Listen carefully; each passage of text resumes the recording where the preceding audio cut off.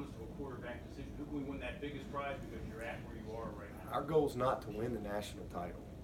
I know everybody, that's everybody else's goal. Our goal is to win the division.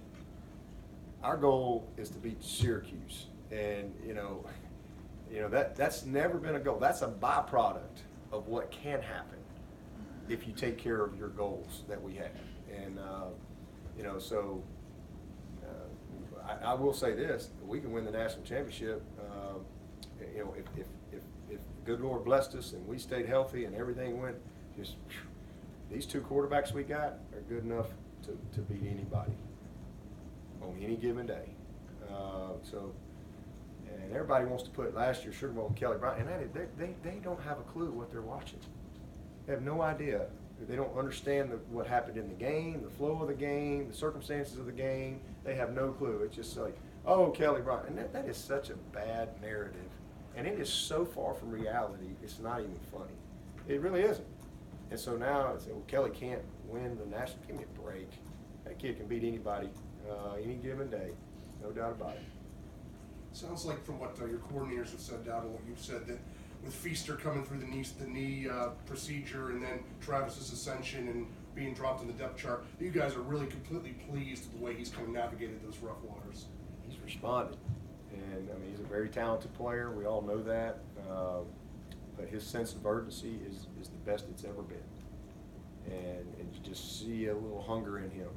I really like what I'm seeing out of Feaster, and we need that. And that's kind of been my thing coming into this season. I really felt like our backs would be as good as we've had, and I think they have been. I think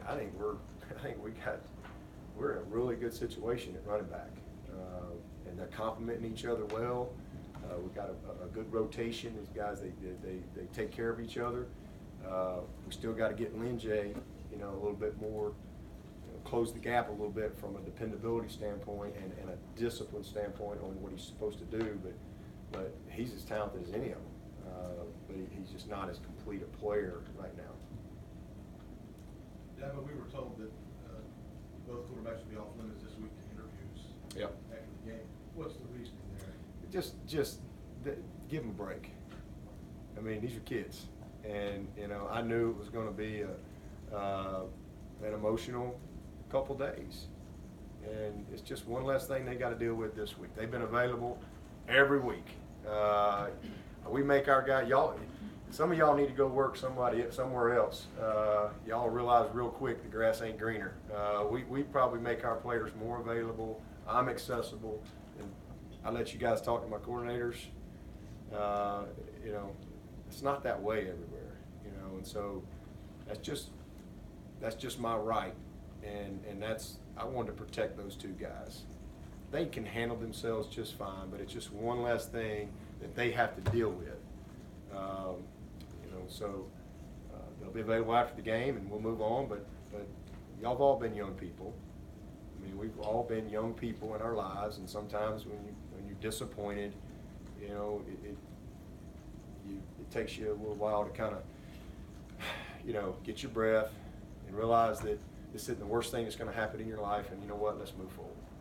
And so I just felt like it was best for both of those guys to not have to deal with all the drama that would come. And for y'all doing your job. I mean, that's just your job, and it's what y'all are supposed to do. But I just felt like it was the right thing to just take that off, not burden them with that too. And let's move forward and give them a couple days to move on, and we'll go from there. Coach, I know you touched on Skowski the other night. Just to clarify, and you lost Kendall Joseph, so you brought Skowski in the first half. Would you like to be able to save those 3 more games that he's got with the redshirt rule for later in the season? Yeah, I would. I would like to, but we got to do whatever we got to do to win the game we're playing, and so again, we reserve that right week in and week out. But we felt like last week we were going to need him. And we felt like it was an easy game for him to get ready to play in, and so that's why we did that. So ideally, yes, our whole objective is to try to get a year back for him. We think he's an elite football player, and we really want to get a year back. and he'd like to do that. But at the end of the day, we got to do what's best for the team. So it could change. Hopefully, it works out the way we all want it to. But it's really kind of a week-to-week basis. Can you give some insight into how hard it is to get calls in and to get set, not just against their tempo, but when they show tempo, stop, and then you're adjusting, and then they snap the ball, you're going to adjust. Yeah. Well, we're a no huddle defense, first of all. So we never huddle on defense. So that makes it easier for us. And our calls are easy. We don't have, red left slot, sprint right, option, Z curl, funky Cole Medina. We don't have that, I mean, we don't have calls like that. I don't know where they go. It was a great song. That Tone Low? Yes. Tone Low. Anyway, we don't have calls like that. So it's not like, we're all huddled up and, oh crap, we're a no huddle all the time. And we have easy calls that we signal. And so the biggest thing is we have to do a great job of giving them the call. And the whole purpose of that is to try to make you simplify and not be able to be as elaborate as you'd like to be, not be able to disguise as much, not be able to sub like you'd like to. That's really the whole purpose of that. And so you just got to get the call in, make sure you got a kind of a catch-all call, because they may come out with something crazy. You got to have some base rules. But again, we're no huddle and up-tempo defense, so we know what we got to do. But we've got to make sure that we give it to them, and then they'll hurry up, and then they look over. And then the other thing they do a great job of is they do a great job with their hard count. There was a situation in the game last year. It's 3rd and 15. They're hurrying up. Boom, hard count. We jump offside. 3rd and 10. They end up getting it, and wouldn't have got it. So you just have to be very disciplined, and you got to key the ball and get lined up, key the ball, because when the ball snaps, that's when the game is played. And you can't get distracted by all the stuff they're trying to create distractions with. So it's a challenge for sure, but we play them.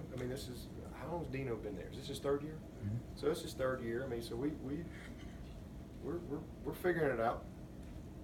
Playing Syracuse every year, how have you seen them evolve from 2016 to now? One more time. Playing Syracuse for 3 years in a row, how have you seen them evolve from 2016 to now? Well, they're 4-0. They're 4-0. And they're undefeated in this division. So I'd say that Dino's done a great job of trying to build a good culture. I think he's recruited some guys in there, especially in the trenches, that are giving them more of a chance to compete and be more consistent. I can't imagine that when it's all said and done that this isn't going to be their best team in their best year since he's been there. I don't remember what he did his first year. What did they do their first year?